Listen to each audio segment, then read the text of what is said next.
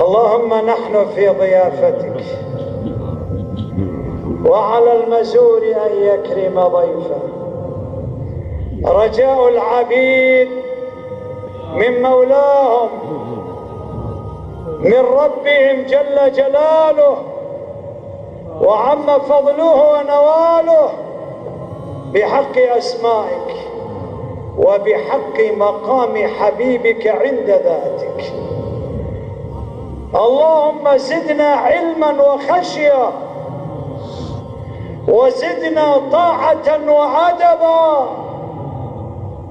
وزدنا حضورا وذكرا، زدنا امتثالا واتباعا، زدنا إخلاصا وصفاء، زدنا حبا واتصالا، زدنا افتقارا وتجردا. وفقنا للدعوة الحق والخدمة لهذه الأمة المرحومة. ارحمنا بالأمة يا رب، وارحم الأمة بنا، آمين يا رب. يا محول الحول والأحوال، حول أحوالنا وأهل بلدنا وبلاد المسلمين من حال إلى أحسن الأحوال.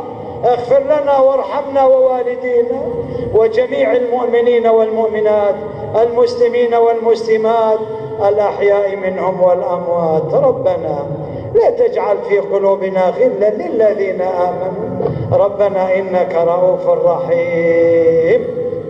اجعلنا دوما معك على الحضور مراقبة، وعلى الصدق في العمل لا خيانة، واجعلنا على الحال الذي ترضاه، فقد جئناك مفتقرين محبين بك إليك.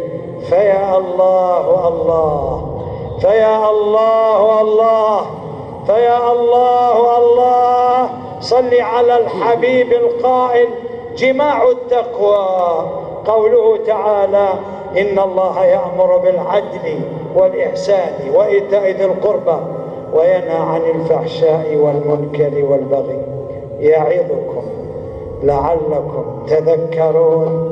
ولذكر الله أكبر، والله يعلم ما تصنعون.